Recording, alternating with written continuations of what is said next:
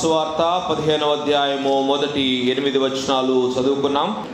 మీరు బహుగా ఫలించుట వలన నా తండ్రి మహిమ పరచబడును, ఇందువలన మీరు నా శిష్యులు అగుదురు.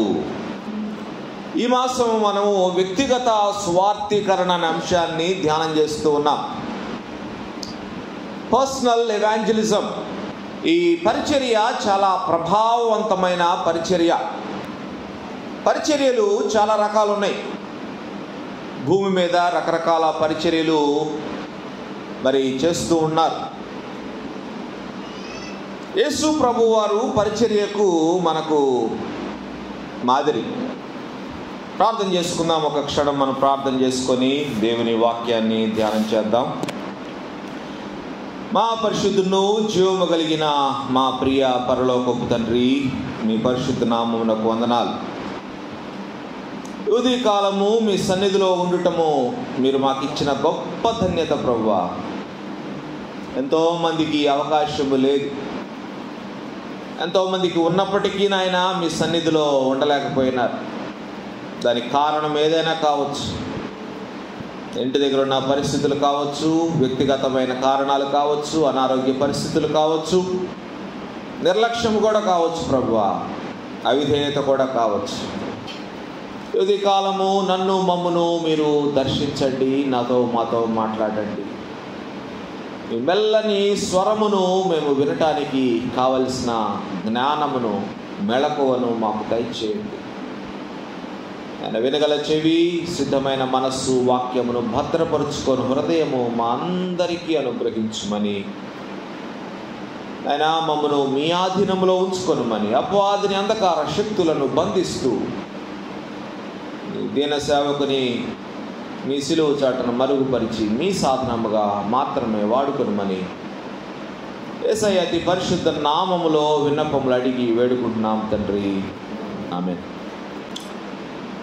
పర్సనల్ ఎవాంజలిజం అనేది the most effective and powerful way of doing ministry. రకరకాల పరిచర్యలు ఈ భూమి మీద ఉన్నప్పటికీ, మనుషులు అనేక రీతులుగా స్వార్థీకరణ చేస్తూ ఉన్నప్పటికీ, అనేక రీతులుగా ఆత్మలు సంపాదిస్తూ ఉన్నప్పటికీ, ఈ వ్యక్తిగత స్వార్థీకరణ పరిచర్య అనేది చాలా ప్రభావవంతమైన పరిచర్య. వ్యక్తిగత స్వార్థీకరణ చేయాలంటే ఈ పరిచర్య గురించి కొన్ని ప్రాథమిక అంశాలు మనం తెలుసుకోవాలి. ఏదైనా చేయాలనే ఆసక్తి, ఆలోచన, ఉత్సాహం ఉండటం మంచిదే, కానీ దాని గురించి అవగాహన లేకపోవటము చాలా ప్రమాదకరం కదా, చాలా ప్రమాదకరం. అవగాహన లేకపోతే మనం బొక్క బోర్ల పడిపోవచ్చు.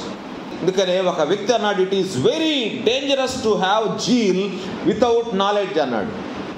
It is very dangerous to have zeal without knowledge.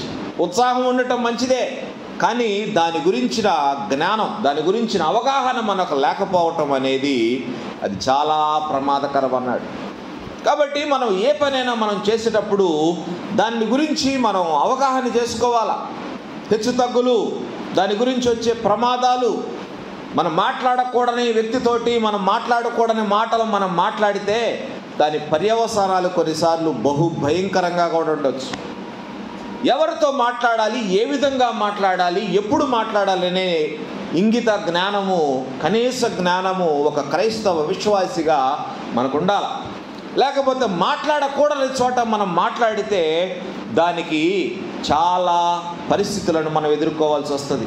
ఎన్నో సంఘటనలు ఈరోజు మన సమాజంలో మనం చూస్తూ ఉన్నాం.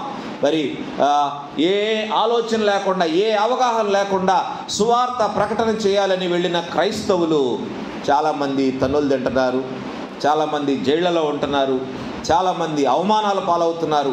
ఇటువంటి పరిస్థితులు ఈ సమాజంలో ఉన్నప్పుడు సువార్థీకరణ, బహిరంగ స్వార్థీకరణ మనకి బహు కష్టముగా మారిపోయిన పరిస్థితులలో బహిరంగంగా మనం వెళ్ళి సువార్త ప్రకటించడానికి కావచ్చు, కరపత్రాలు పంచడానికి కావచ్చు, మనం పబ్లిక్గా మనం దేవుని వాక్యాన్ని ప్రకటించడానికి కావచ్చు, మనకి అవకాశాలు సన్నగిల్లిపోతున్న ఈ పరిస్థితులలో మనకున్న ఒకే ఒక్క పవర్ఫుల్ వెపన్ ఏంటంటే వ్యక్తిగత స్వార్థీకరణ. Personal evangelism is the most powerful and effective way of preaching the gospel. సువార్త ప్రకటించడానికి ఉన్న గొప్ప ఆయుధము, మోస్ట్ పవర్ఫుల్ ఆయుధం పర్సనల్ ఎవాంజలిజం.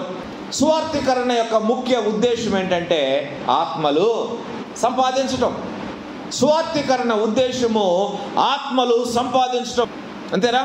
ఒక వ్యక్తి, ఒక విశ్వాసి, ఆ విశ్వాసి అనే పేరుకి సార్థకత ఎప్పుడు వస్తుందంటే ఆ విశ్వాసి మరలా కొంతమందిని ప్రభువు కొరకు సంపాదించడాన్ని బట్టి నిజముగా ఆయన విశ్వాసము మనకు అర్థమవుతుంది. విశ్వాసి చేయాల్సిన పని, యేసయ్య మనకు చెప్పిన ఆజ్ఞ, మనకిచ్చిన ఆజ్ఞ, మీరు సమస్త జనులను నా శిష్యులనుగా చేయుడి. Make disciples. మేక్ డిసైపుల్స్ అంటే మనము విశ్వాసులను తయారు చేయమంటలేదు యేసయ్య. ఎవరిని తయారు చేయమంటున్నాడు? శిష్యులను తయారు చేయమంటున్నాడు. శిష్యులు అంటే శిష్యులు ఏం చేయాలి? మళ్ళీ శిష్యులను తయారు చేయాలి. కొనసాగుతూ ఉండే ప్రక్రియ అన్నమాట. విశ్వాసి అంటే విశ్వాసితో ఆగిపోతుంది పరిచర్య అక్కడతోటే. ఆ విశ్వాసి పని చేయనప్పుడు, ఆ విశ్వాసి మౌనముగా ఉన్నప్పుడు, ఆ విశ్వాసి ధైర్యము లేని వ్యక్తి అయినప్పుడు, ఆ విశ్వాసి పబ్లిక్గా మాట్లాడలేని వ్యక్తి, లేకపోతే ఒక మాదిరికరమైన వ్యక్తి కానప్పుడు పరిచర్య అక్కడతో ఆగిపోతుంది. కానీ యేసయ్య మీరు నా శిష్యులుగా చేయండి అంటాడు. శిష్యులుగా చేయండి. We have to make disciples of all nations. Disciples అంటే డిసైపుల్స్ మేక్ అదర్ డిసైపుల్స్. ఇది జరుగుతూ ఉండే ప్రక్రియ, నిరంతర ప్రక్రియ అన్నమాట. యేసుక్రీస్తుకు సాక్షులుగా ఉండటం. ఏ విధముగా క్రీస్తుకు మనం సాక్షులుగా ఉండాలి? ఏ విధముగా మనము దేవునిని మనం ఇతరులకు పరిచయం చేయాలి? ఏ విధముగా మనం మన సాక్ష్యాన్ని ఇతరులతో పంచుకోవాలి? దీని ముఖ్య ఉద్దేశము కూడా ఆత్మలు సంపాదించటమే. దేవునికి సాక్షులుగా మనం ఉంటున్నామంటే మన ఇతరులను ప్రభువు కొరకు సంపాదిస్తున్నామని అర్థం. దేవుడు మనల్ని అందుకనే ఈ లోకంలో నుంచి మనల్ని ప్రత్యేకపరిచినారు. ఈ లోకంలో నుంచి మనల్ని ప్రత్యేకపరిచి ఈ పని కొరకే మనల్ని నియమించినారు. మనము ఫలించే వారముగా ఉండాలా. మనం ఈ లోకములో క్రీస్తుకు సాక్షులముగా మనం బ్రతకాలి. బ్రతికినంత కాలం దానికి ఒక లిమిట్ అంటూ లేదు. ఈ లోకంలో దేవుడు మనకు ఆయుష్ ఇచ్చినంత కాలం, ఈ లోకంలో మన ఊపిరి ఉన్నంత కాలము మనము ఫలించే వారముగా ఉండాలి. క్రీస్తుకు సాక్షులముగా మనం బ్రతకాలి. It is our responsibility, it is our duty to win souls. ఆత్మలు సంపాదించటము దేవుడు మనకిచ్చిన ఒక పని, లేకపోతే భారం. This is our responsibility. క్రీస్తు కొరకు సాక్షులుగా ఉండుటకు, ఆత్మలు సంపాదించుటకు దేవుడు ఈ లోకంలో నుంచి మనల్ని ప్రత్యేకపరిచి పిలుచుకొని నియమించినారు. ఇది మరెప్పుడు మన మైండ్లో మనం గుర్తుంచుకోవాలి. లేకపోతే దేవునికి మనతో పనేముంది ఇంకంతకంటే చెప్పండి? మనం ఎందుకొరకు ప్రత్యేకపరచబడ్డాం? పేతురు భక్తుడు రాస్తాడు, మనల్ని మరి ఈ భయంకరమైన చీకటిలో నుంచి తన ఆశ్చర్యకరమైన వెలుగులోనికి ఎందుకు పిలిచినాడు అంటే ఆయన గుణాతిశయములను ప్రచురము చేయుటకు అంటాడు. గుణాతిశయములను ప్రచురము చేయుటకు మనం ప్రత్యేకపరచబడ్డాం. మనం ఈ చీకటిలో నుంచి, భయంకరమైన చీకటిలో నుంచి మనం ఈ వెలుగులోనికి మనం నడిపించబడ్డాం. ఆయన గుణాతిశయములను ప్రచురము చేయు నిమిత్తము మాత్రమే. యేసుక్రీస్తు ప్రభు వారికి మనం సాక్షులుగా ఉండటం అంటే మన ఏకైక గురి ఆత్మల సంపాదనే. ఇది ఎవరో బలవంతము చేస్తే జరిగే పని కాదు. ఇది ఎవరో మనల్ని వెనక నుంచి నెడతా ఉంటే, వెనక నుంచి మనల్ని ప్రోత్సహిస్తూ ఉంటే జరిగే పని కాదు. యేసుక్రీస్తు ఈ లోకానికి రావటానికి కారణం ఏంటి చెప్పండి? ఎందుకు వచ్చారు ఆయన? నశించిన దానిని వెదకి రక్షించుటకు మనుష్య కుమారుడు లోకమునకు వచ్చిన. ఈ came down to seek and save the last. నశించిన దానిని వెదకి రక్షించటానికి, నశించిందని వెదకి రక్షించటానికి. ఈ లోకంలో మరి ప్రతి ఒక్కరూ పరిచర్య చేయాలి అంటే, ప్రతి ఒక్కరూ ఆత్మలు సంపాదించాలి అంటే నశించిపోతున్న ఆత్మల పట్ల భారము కలిగి ఉండాలి. ఆ భారము లేకపోతే ఎవరు ఎంత చెప్పినా ఆ పరిచర్య జరగదు. ఎవరు ఎంత ప్రోత్సహించినా పరిచర్య జరగదు. వ్యక్తిగతముగా ప్రతి విశ్వాసికి ఆ భారం అనేది ఉండాలి. నశించిపోతున్న ఆత్మల గురించిన భారము లేకపోతే ఎంత చేసినా ఆ పరిచర్య జరగదు. ఈ వ్యక్తిగత సువార్థీకరణ, ఈ పరిచర్య చాలా ఫలభరితమైన పరిచర్య అని యేసుక్రీస్తు ప్రభువారు మనకు నిరూపించినారు. ఆయన మనకు ఒక మంచి మాదిరి ఉంచిపోయినారు. ఆయన పరిచర్య విధానము మనము జాగ్రత్తగా పరిశీలించినప్పుడు మొదటి 4 సువార్తలను, తర్వాత మరి పౌలు భక్తుడు ఆయన చేసిన పరిచర్య, అపోస్తుల కార్యముల గ్రంథంలో ఉన్న కొన్ని సంఘటనలను మనం జాగ్రత్తగా పరిశీలించినప్పుడు మనకు ఈ పరిచర్య ఎంత ప్రభావవంతమైన పరిచర్యో మనకు అర్థమవుతుంది. యేసయ్య గురించిన పరిచర్య విశేషాలు మనము మొదటి 4 సువార్తలలో మనము ధ్యానం చేసినప్పుడు యేసయ్య తన యొక్క 12 మంది శిష్యులలో 7 శిష్యులను ఎట్లా సంపాదించారు తెలుసా? ఎట్లా? వ్యక్తిగత సువార్థీకరణ ద్వారా.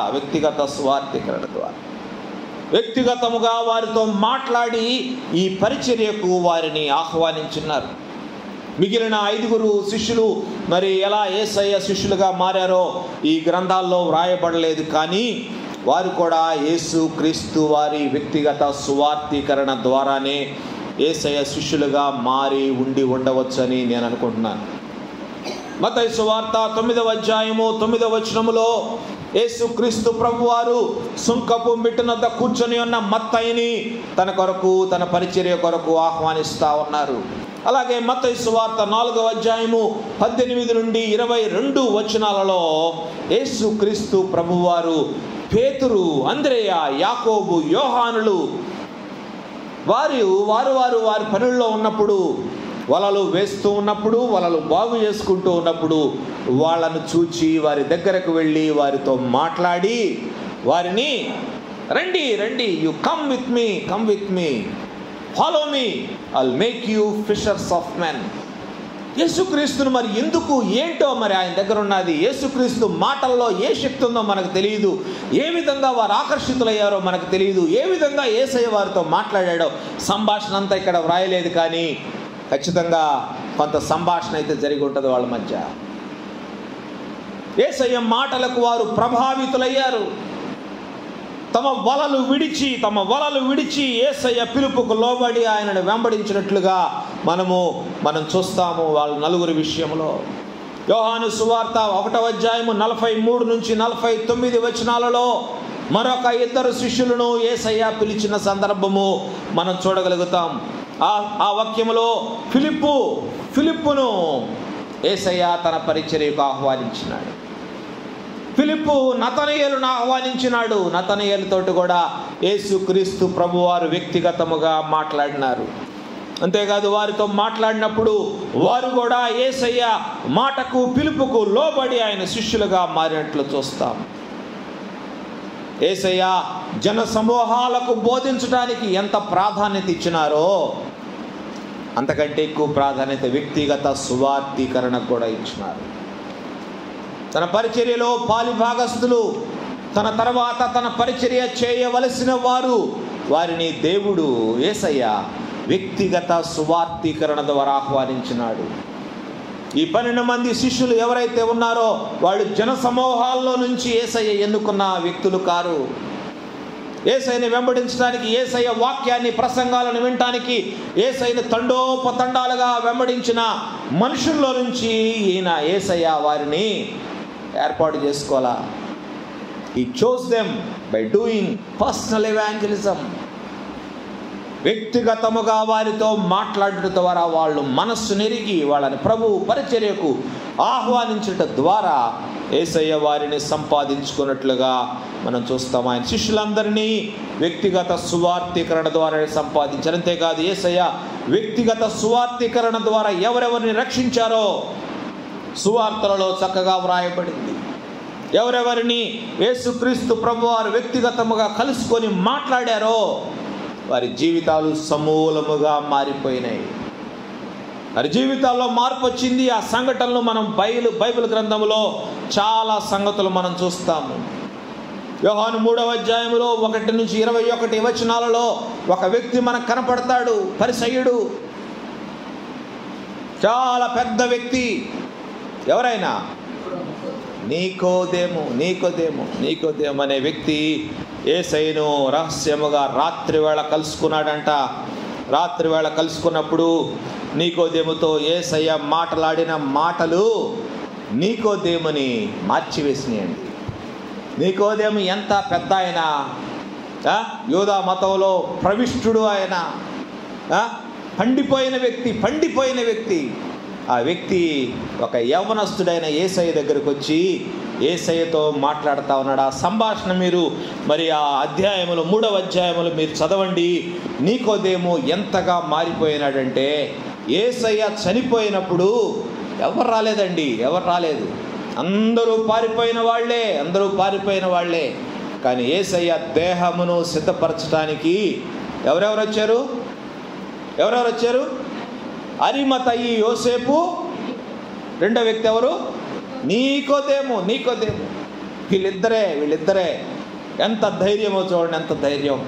యేసయ్యను లోకమంతా, సమాజమంతా వెలివేసి యేసయ్యని సిలువేయండి అని బలవంతముగా ఆయన్ని సిలువేసి చంపేస్తే, ఆయన దేహము కొరకు అరిమతయి యోసేపు, నీకోదేము ధైర్యము చేసి ఆయన దేహమును తీసుకొచ్చి ఆయన దేహమును సుగంధ ద్రవ్యాలతో సిద్ధపరిచి సమాధిలో ఉంచినారు. ఎంత ధైర్యం కావాలి చెప్పండి. నీకోదేము జీవితము యేసుక్రీస్తుతో మాట్లాడిన ఆ కొద్ది సేపటికే ఆయన జీవితము మారిపోయింది. వ్యక్తిగత సువార్తీకరణ ఎంత ప్రభావవంతమైనదో మరి దీన్ని బట్టి మనం అర్థం చేసుకోవచ్చు. యోహాను సువార్త 4వ అధ్యాయము మొదటి 42 వచనాలలో మరొక సంఘటన. ఇక్కడేముంటది? సమరయ స్త్రీ వృత్తాంతం. సమరయ స్త్రీ గురించి మనం ఇంతకు ముందు ధ్యానం చేశాం. క్రీస్తు కొరకు ఆమె సాక్షిగా ఏ విధంగా ఉందో, క్రీస్తు కొరకు ఏ విధముగా ఆమె ఆత్మలు సంపాదించిందో, ఆమె యొక్క సాక్ష్యము ఎంత ప్రభావవంతంగా మరి ఒక ఊరినే మార్చివేసిందో మనం ఇంతకు ముందు ధ్యానం చేసినాం. కాబట్టి సమరయ స్త్రీ వృత్తాంతం, ఈమె గురించి మనం ధ్యానం చేశాం. ఆమెతో యేసయ్య ఒక్క వ్యక్తితో యేసయ్య మాట్లాడినాడంతే. వ్యక్తిగత సువార్తీకరణ దీనివల్ల మనకు అర్థమవుతా ఉంది ఎంత పవర్ఫుల్లో. ఒక వ్యక్తి మారితే చాలండి, ఆ వ్యక్తి ఏం చేసింది? ఊరంతటినీ ప్రభు కొరకు సంపాదించింది. ఎంత గొప్ప సంగతి. కాబట్టి this is most powerful way of preaching gospel. Most powerful వే. వ్యక్తిగత సువార్తీకరణ చాలా చాలా చాలా ప్రభావవంతమైన పరిచర్య. లూకా సువార్త 19వ అధ్యాయములో మరొక వ్యక్తి మనకు కనపడతారు. ఎవరు? మొదటి 10 వచనాలు మీరు జాగ్రత్తగా చదివితే జక్కయ్య అనే వ్యక్తి మనకు కనపడతాడు. జక్కయ్యను యేసుక్రీస్తు ప్రభువారు వ్యక్తిగతముగా కలుసుకొనినప్పుడు, ఆయనతో మాట్లాడినప్పుడు, ఆయన ఇంటికి వెళ్ళినప్పుడు జక్కయ్య జీవితము మారిపోయింది. Total transformation. ఒక వ్యక్తి మారితే మరి జక్కయ్య ఎవరెవరికి మరి ఆ డబ్బులు తిరిగి ఇచ్చేసినాడో, ఎవరెవరికి ఆయన 4 గంటలు తిరిగి చెల్లించినాడో వారందరి జీవితాలు ప్రభావితం అయ్యి ఉంటాయా? అవ్వండవా? ఒక భయంకరమైన వ్యక్తి, డబ్బు కోసము పెంట తినే వ్యక్తి అనుకోవచ్చు, ఎంతకైనా దిగజారే వ్యక్తి కావచ్చు. జక్కయ్య అన్యాయముగా నేను సంపాదించాను, అక్రమంగా నేను సంపాదించానని తన నోటితోనే ఒప్పుకున్నాడు కదా. మరి అన్యాయాలు చేసి, అక్రమాలు చేసి సంపాదించిన ఒక వ్యక్తి, డబ్బు కోసం ఏదైనా చేసే ఒక వ్యక్తి మార్పు చెంది తాను చేసిన పాపాలన్నిటినీ మరి ఆయన ఒప్పుకొని విడిచిపెడుతున్నాడంటే, ఎవరెవరికి అన్యాయం చేశాడో, ఎవరెవరి దగ్గర అక్రమంగా తీసుకున్నాడో వారందరికీ తిరిగి చెల్లిస్తున్నాడంటే, డబ్బులు తిరిగి తీసుకుంటున్న వారి జీవితాలు మారుండవా? ఖచ్చితంగా మారుంటాయి. Something happened to him. ఏదో ఈయన జీవితంలో జరిగింది, ఏదో ఈయన జీవితాన్ని మార్చింది, వారి జీవితాలను ప్రభావితం చేస్తుంటాడు జక్కయ్య. యేసుక్రీస్తు మాట్లాడింది ఒక్క వ్యక్తితోటే. జక్కయ్యను బట్టి ఎంతోమంది ప్రభు వైపు ఆకర్షితులు అయ్యి ఉంటారని నేను నమ్ముతూ ఉన్నాను. యోహాను సువార్త 8వ అధ్యాయము 1-11 వచనాలలో మరొక వ్యక్తి అక్కడ ఉన్నారు. ఎవరామె? ఎవరై ఉండొచ్చు? యోహాను సువార్త 8వ అధ్యాయములో 1-11 వచనాల్లో కనపడుతుంది. వ్యభిచారములో పట్టబడిన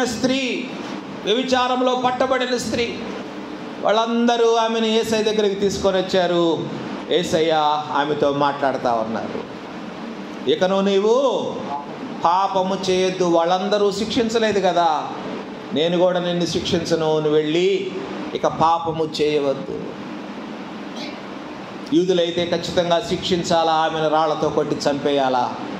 కానీ ఆ రోజు ఆమె ప్రాణము రక్షించబడిందంటే యేసయ్య ఆమెతో మాట్లాడిన మాటలు. యేసయ్య ఆమెతో మాట్లాడిన మాటల వలన ఏం జరిగింది? ఆమె జీవితం మారిపోయింది. ఆమె జీవితం మారిపోయిన తర్వాత ఆమె ఎంతమందిని మార్చి ఉంటుందో, ఆమె మంచి బ్రతుకును చూసి, ఆమె మార్పు చెందిన జీవితాన్ని చూసి ఎంతమంది ప్రభు వైపు ఆకర్షితులు అయ్యి ఉంటారో బైబిల్ గ్రంథంలో వ్రాయబడలేదు. కానీ ఖచ్చితముగా చాలామంది ప్రభువునందు విశ్వాసం ఉంచి ఉంటారు. మార్కు సువార్త 5వ అధ్యాయము 1-20 వచనాల్లో ఎవరైనా సేన దయ్యము పట్టిన వ్యక్తి, ఒక్క వ్యక్తి కొరకు యేసయ్య అక్కడికి వెళ్ళి ఆ వ్యక్తి జీవితాన్ని మార్చి వేసినప్పుడు ఆ వ్యక్తి ఏం చేశాడు? సువార్త పరిచర్య చేసినాడండి. దెకపొలి అంటే 10 పట్టణాలలో దేవుని సువార్తను ప్రకటించినాడు. ఎంత గొప్ప సంగతి.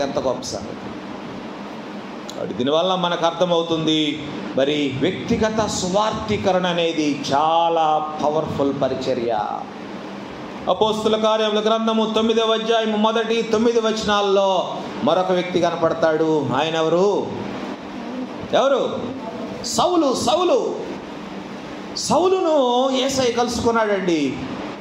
సౌలుతో యేసయ్య మాట్లాడినాడు.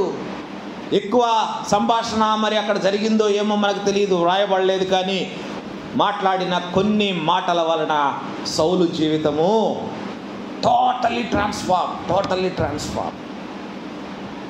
యేసయ్యను నమ్మిన వ్యక్తులను శిక్షిస్తున్న వ్యక్తి, యేసయ్యను నమ్మినందుకు వారినందరినీ మరి భయంకరముగా చెరసాలలో వేయిస్తూ, హింసిస్తూ, చంపేస్తూ ఉన్న ఒక వ్యక్తి, కరడగట్టిన తీవ్రవాది అనుకోవచ్చు మనం ఒక విధంగా చెప్పాలంటే. కరడగట్టిన ఒక తీవ్రవాది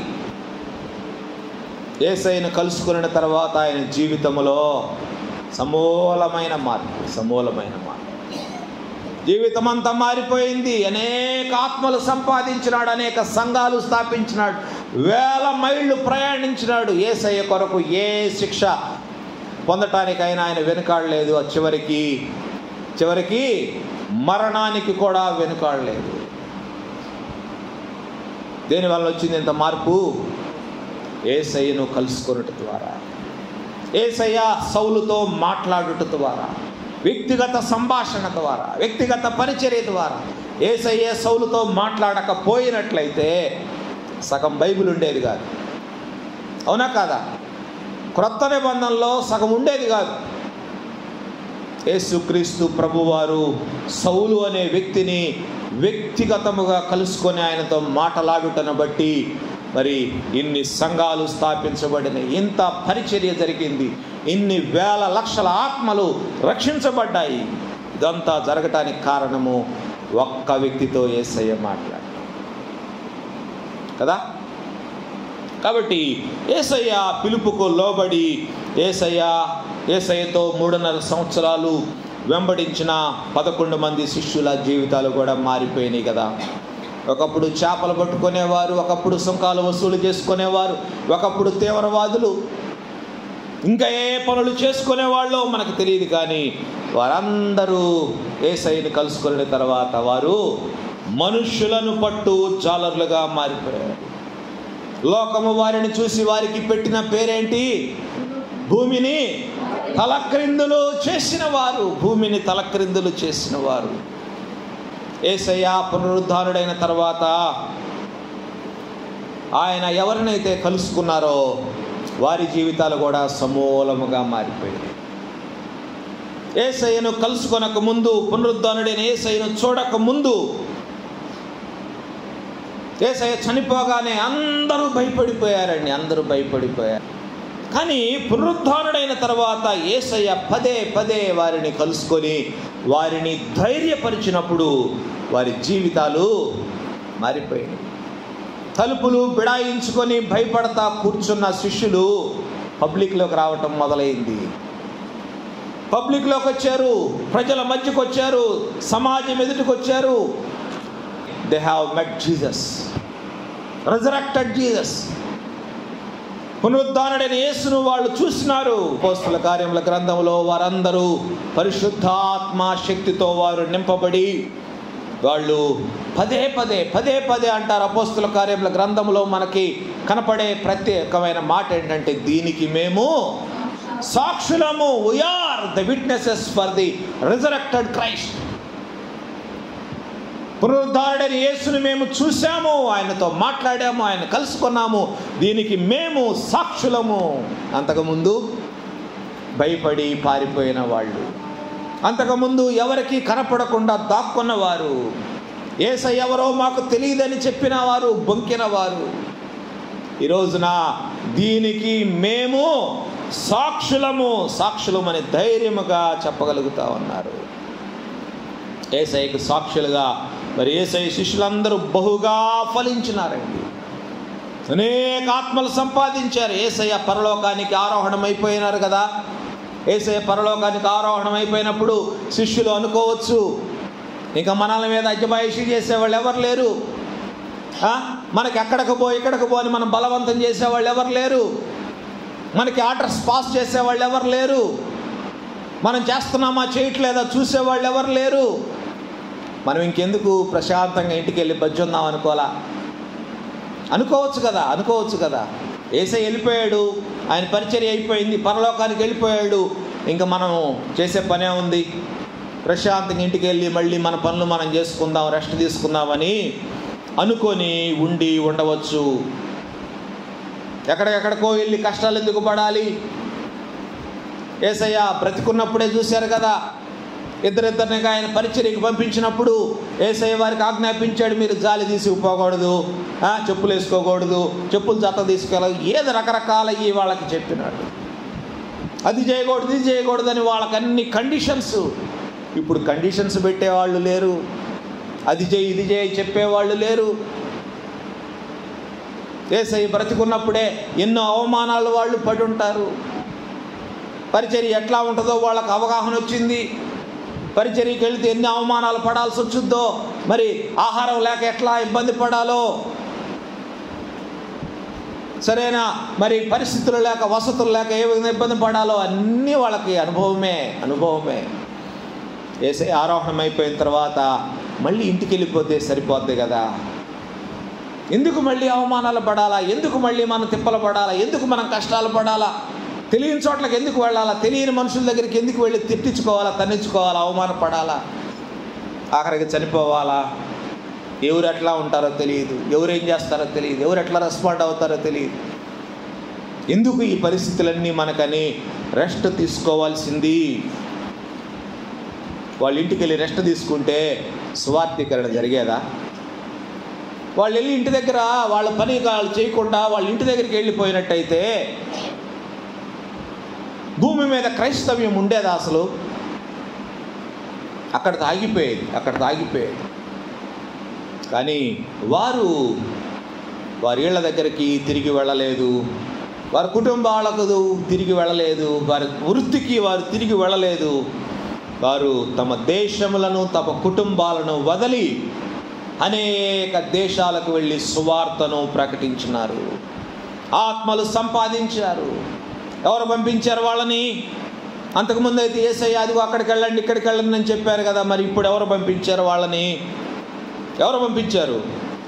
ఎవరు వాళ్ళని బలవంతం చేశారు? పౌలు భక్తుడు రాస్తాడు, కొరింథీ 2వ పత్రిక 5వ అధ్యాయము 14వ వచనములో ఏమంటాడు పౌలు భక్తుడు? క్రీస్తు ప్రేమ మమ్మును బలవంతము చేయుచున్నది. క్రీస్తు ప్రేమ మమ్మును బలవంతము చేయుచున్నది. ఆయన ప్రేమను బట్టి మేము నిద్రాహారాలు మానేసి సువార్త ప్రకటనకు మేము వెళ్తా ఉన్నాం. యేసయ్య శిష్యులు, వారిని కూడా క్రీస్తు ప్రేమ బలవంతము చేసింది. పరిశుద్ధాత్మ దేవుడు వారిని ఆయా ప్రాంతాలకు నడిపించినారు. వాళ్ళకి తెలియదు ఎక్కడికి వెళ్ళాలో, వాళ్ళకేం తెలుసు, ఏం చేయాలో వాళ్ళకేం తెలుసు. పరిశుద్ధాత్మ అనే వరాన్ని మీరు పొందుతారు. పొందిన తర్వాత మీరు భూతి గంతముల వరకు నాకు సాక్షులుగా ఉంటారని యేసయ్య చెప్పిన మాటలు వారిని ఎక్కడెక్కడికో తీసుకెళ్ళినండి. ఎక్కడెక్కడికో తీసుకెళ్ళి ఆయా దేశాలలో మరి వారు పరిచర్య చేశారు. అంతేకాదు, అప్పటి నుంచి ఇప్పటి వరకు తరతరాలుగా ఆయా పరిస్థితులలో, ఆయా సందర్భాలలో కొంతమంది వ్యక్తులను దేవుని యొక్క ప్రేమ బలవంతము చేసింది. పరిశుద్ధాత్మ దేవుడు వారిని బలవంతము చేసి ఎక్కడెక్కడి నుంచి ఎక్కడెక్కడికో పంపించినాడు. అమెరికన్ బ్యాప్టిస్ట్ మిషనరీలు, లండన్ బ్యాప్టిస్ట్ మిషనరీలు వారు ప్రపంచంలో అనేక దేశాలకు వెళ్ళినారు. అనేక దేశాలలో పరిచర్య చేసినారు. ఎందును బట్టి? దేవుని ప్రేమ వారిని బలవంతము చేయబట్టి. సువార్త ప్రకటన కొరకు వాళ్ళు తమ కుటుంబాలను, దేశాలను, ఆస్తులను, సమస్తమును విడిచిపెట్టి ఆయా దేశాలలో పరిచర్య చేసినారు. ఆత్మలు సంపాదించినారు, క్రీస్తు కొరకు ఫలించినారు. అనేక తరాలుగా క్రీస్తు సంఘములో అనేక మంది చేర్చబడుతూ వచ్చినారు. ఈనాడు ఈ తరములో ఈ పని ఎవరిది? ఈనాడు ఈ తరములో ఈ బాధ్యత ఎవరిది? నాది నాది నాది అనుకోవాలా ప్రతి విశ్వాసి. ఈ బాధ్యత నాది. క్రీస్తు ప్రేమ నిన్ను బలవంతము చేయటం లేదా? పరిశుద్ధాత్మ దేవుడు, నీలో ఉన్న పరిశుద్ధాత్మ దేవుడు నిన్ను బలవంతము చేయటం లేదా? నశించిపోతున్న ఆత్మల గురించిన భారముని కలుగు చేయటం లేదా? బహు కొద్ది మందికి ఆ భారం కనపడతా ఉన్నది ఈ దినాల్లో. నశించిపోతున్న ఆత్మల పట్ల భారము లేదు. పోతే పోనీ, నాకెందుకు, తిందాము, నిద్రపోదాము, పని చేసుకున్నాము, ఎంజాయ్ చేద్దాము, ఇదే పని. అంతకంటే వేరే పని కనపడటం లేదు క్రైస్తవ విశ్వాసులకు కూడా. లోకములో ఎంజాయ్ చేస్తూ ఉన్నారు. క్రైస్తవులకు లేని వ్యాపకాలు లేవండి ఈ దినాల్లో. లోకానికి బానిసలైపోయినారు క్రైస్తవులు ఈ దినాన. లోకంలో ఉండే ప్రతి దానికి ఆకర్షితులవుతా ఉన్నారు. లోకము ఏ విధముగా మరి లోకస్తులను ఆకర్షించుకుంటుందో అదే రీతిగా క్రైస్తవులను కూడా ఆకర్షిస్తూ ఉంది. కానీ క్రైస్తవులు, విశ్వాసులు ఆకర్షితులు అవ్వకూడదు. అది విచారకరమైన విషయం ఏంటంటే లోకానికి బానిసలైపోతూ ఉన్నారు క్రైస్తవులు కూడా. లోక పోకడలు క్రైస్తవుల్లో కనపడతా ఉన్నాయి ఈ దినాల్లో. లోకంలో ఉండే ఆచార వ్యవహారాలు క్రైస్తవుల్లో ఎక్కువగా కనపడతా ఉన్నాయి ఈ దినాల్లో. లోకస్తుల కంటే భయంకరంగా క్రైస్తవులు ఉంటా ఉన్నారు. చాలా చింతిస్తున్నాను ఈ విషయం చెప్పడానికి. వేషధారణ, భయంకరమైన హిపోక్రసీ. సంఘములో ఒక విధంగా, సంఘము బయట మరొక విధంగా.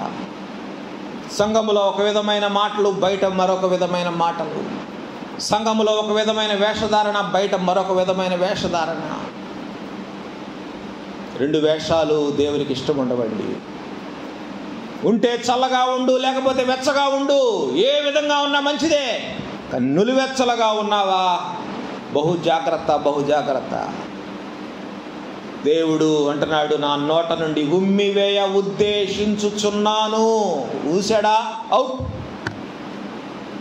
ఉద్దేశిస్తున్నాడంట. ఊసేస్తాను నిన్ను, జాగ్రత్త అని హెచ్చరిస్తున్నాడు. బ్రతుకు మార్చుకోకపోతే ఊసేస్తాడంతే. దేనికి పనికి రాకుండా పోతావు, జాగ్రత్త.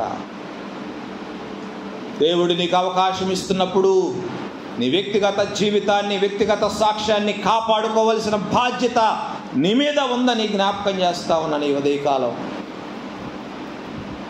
లోక పోకడలు పోవద్దు. విపరీతమైన అలంకరణ ఎందుకండి? దేనికోసం? ఎందుకు రంగులు పులుముకోవాలా? లేని దేవుడు మనకిచ్చిన అందము, ఇంత అందం దేవుడు మనకిస్తే దానికి బయట నుంచి రంగులు అద్దటం ఎందుకండి?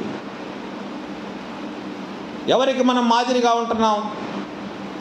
ఎవరిని ఆకర్షించడానికి మనం రంగులు వేసుకుంటున్నాం? ప్రభు ఏమన్నా చూస్తున్నాడా? ప్రభువుకు మన అందం కావాలా? మనలో అందం చూసినట్టయితే మనందరూ రక్షించబడేవాళ్ళం కాదండి. భయంకరమైన నీచమైన స్థితి మనది. ఎలా ఉండేవాళ్ళమో మనం ఒకప్పుడు. బట్టలు లేవు, నడుంకి ఒక తాటాకు, మూతికి ఒక ముంత. ఒకసారి ఊహించుకోండి. దేవుడు మనల్ని ఆ స్థితిలో ఉన్నప్పుడే మనల్ని ప్రేమించినాడు. దేవుడు ఆ స్థితిలో ఉన్నప్పుడే మనల్ని ప్రేమించినాడు. అందంగా ఉన్న వాళ్ళనే ప్రేమించాలి అని దేవుడు అనుకున్నట్లయితే మనకి సువార్త అందేది కాదు. ఈరోజు మనం ఈ బట్టలు వేసుకొని ఇక్కడ కూర్చునే వాళ్ళం కాదు. ఇప్పుడు ఎందుకు లోకాన్ని మనం లోకాన్ని అనుసరిస్తున్నాం? లేని వాటిని ఎందుకు మనం అలవాటు చేసుకుంటున్నాం? దేవుడు మనకిచ్చిన అందం సరిపోదా? మన జీవితం ఇతరులకు మాదిరికరంగా ఉండాలా? మన వేషధారణ ఇతరులకు మాదిరికరంగా ఉండాలా? మన మాటలు ఇతరులకు మాదిరికరంగా ఉండాలా? మన చూపులు ఇతరులకు మాదిరికరంగా ఉండాలా? మన బ్రతుకంతా ఇతరులకు మాదిరికరంగా ఉండాలా? ఏ రీతిగా మనం మాదిరి చూపిస్తున్నాం? ఒకసారి మన జీవితాలను మనం ఉదయకాలం పరిశీలన చేసుకుందాం. వ్యక్తిగత స్వార్థీకరణ చేయాలంటే మన బ్రతుకు బాగుండాలా? ఎదుటి వ్యక్తికి చెప్పాలంటే మన బ్రతుకు బాగుండాలి కదా. మన బ్రతుకు బాగలేకుండా ఎదుటి వ్యక్తికి ఏం చెప్పగలం చెప్పండి? యేసయ్య మాదిరి మనకు చూపించినారు. యేసయ్య శిష్యులు మనకు మాదిరి చూపించినారు. యేసయ్య శిష్యులు వారు చేసిన పరిచర్య మనం ఈరోజు చూస్తూ ఉన్నాం. ఆ పరిచర్య ఫలాలు మనం చూస్తూ ఉన్నాం. ఈరోజు మన జీవితాలను మనం పరిశీలించుకోవడానికి ఇది అవకాశం. ఏదో ఒక రీతిగా మనం సువార్త ప్రకటించాలా? ఏదో ఒక రీతిగా మనం ప్రభావవంతంగా మనము బ్రతకాల ఈ లోకంలో. ప్రతి ఒక్కళ్ళకి ప్రసంగాలు చేయటం చేత కాదు. ప్రతి విశ్వాసి ప్రసంగాలు చేయలేడు. ప్రతి విశ్వాసి ఏదో ఒక పని చేయలేడు. కానీ ప్రతి విశ్వాసి చేయగలిగిన పని ఏంటి? మాదిరికరముగా బ్రతకటం. మన మాదిరికరమైన జీవితము ఒక ప్రసంగం, పెద్ద ప్రసంగం. మన మాదిరికరమైన మార్పు చెందిన మాటలు పెద్ద ప్రసంగం. ఒక చూపు ప్రసంగం. చూపులు కూడా మాట్లాడతాయి. పిల్లలు ఏదైనా తప్పు చేస్తున్నప్పుడు ఒక చూపు చూస్తే చాలు, పిల్లలకి ఏదేదో అర్థమైపోతాయి. ఆ చూపులో వాళ్ళకి ఏమేమి అర్థమవుతాయో మనకు తెలియదు, కానీ వాళ్ళు మొత్తం సెటరైట్ అయిపోతారు. ఒక చూపు చాలు. లూకాసు సువార్త 22వ అధ్యాయం 60 నుంచి 62 వచనాల్లో ఒక సంఘటన మీకు చూపిస్తాను, చూడండి. పేతురు భక్తుడు అప్పటికి 3 సార్లు బొంకాడు. అప్పటికే 3 సార్లు బొంకేశాడు. బొంకేసిన తర్వాత 60వ వచనం చూడండి. అందుకు పేతురు, ఓయి నీవు చెప్పినది నాకు తెలియదనెను. అతడు ఇంకను మాటలాడుచుండగా వెంటనే కోడి కూసెను. అప్పుడు ప్రభువు తిరిగి పేతురు వైపు చూచెను. కనుక పేతురు, నేడు కోడి కూయక మునుపు నీవు ముమ్మారు నన్ను ఎరుగకుందు అని ప్రభువు తనతో చెప్పిన మాట జ్ఞాపకము చేసుకొని వెలుపలికి పోయి సంతాపపడి ఏడ్చెను. ఏంటి ఆయన సంతాపానికి కారణం? ఆయన పశ్చాత్తాపానికి కారణం ఏంటి? యేసయ్య చూసిన చూపు. యేసయ్య తిరిగి పేతురుని చూసినప్పుడు పేతురికి ఎన్నెన్నో జ్ఞాపకం వచ్చినాయి. ఏవేవో సంగతులు జ్ఞాపకం వచ్చి ఉంటాయి. వెలుగు పలికి పోయి సంతాపపడి ఏడ్చెను. ఇది ఒక చూపులో ఉన్న ప్రభావం. ఒక చూపు ఒక వ్యక్తి పశ్చాత్తాపానికి కారణమైంది. నీ చూపులు కూడా అలా ప్రభావితం చేసే చూపులుగా ఉండాలా. నీ మాటలు ఇతరులను ప్రభావితం చేసే మాటలుగా ఉండాలా. నీ జీవితం ఇతరులను ప్రభావితం చేసే జీవితముగా ఉండాలా. ఎటువంటి మాదిరిని నువ్వు కలిగి ఉంటున్నావు లోకంలో, సమాజంలో? ఏ విధముగా నువ్వు మాదిరిని చూపిస్తున్నావు సమాజంలో? నీ చుట్టుపక్కల వారి మధ్య ఎటువంటి ప్రభావము నువ్వు చూపిస్తూ ఉన్నావు? జీవితంలో ఏదైనా లోటుపాట్లు ఉంటే సరిచేసుకోవడానికి ప్రయత్నం చేయండి. వ్యక్తిగత సువార్థీకరణ నువ్వు ప్రసంగాలే చేయనవసరం లేదు. చెప్తున్నాను కదా, ఒక చూపు చాలు, ఒక మాట చాలు. నీ జీవితంలో నువ్వు చేసే ప్రతి పని ఇతరులకు మాదిరికరంగా ఉండాలి, ఇతరులను ప్రభావితం చేసేదిగా ఉండాలి. ప్రయత్నం చేద్దాం, ప్రయాసపడదాం. వ్యక్తిగత సువార్థీకరణ ప్రభావవంతమైన పరిచర్య. నీ జీవితం ద్వారా ఇతరులను దేవుని కొరకు సంపాదించడం ఎంత గొప్ప పరిచర్య అది, ఎంత గొప్ప పరిచర్య. యేసయ్యను మాదిరిగా తీసుకుందాం, యేసయ్య శిష్యులను మాదిరిగా తీసుకుందాం, పౌలు భక్తుని మాదిరిగా తీసుకుందాం. ఏ విధంగా వారి జీవితాలు ఇతరులను ప్రభావితం చేసాయో మాదిరిగా మనం తీసుకొని ఆ మాదిరిని మనం అనుసరిస్తూ ఆత్మలు సంపాదించడానికి ప్రయత్నం చేద్దాం. కడవరి దినాలు, ప్రభువు రాకడ దినాలు. మాదిరికరమైన వ్యక్తుల కొరకు దేవుడు చూస్తూ ఉన్నాడు. ప్రభావితం చేసే వ్యక్తుల కొరకు యేసయ్య ఎదురు చూస్తూ ఉన్నాడు. మన మార్పు చెందిన జీవితాలు ఎదుటి వ్యక్తిని ప్రభావితం చేయాలా.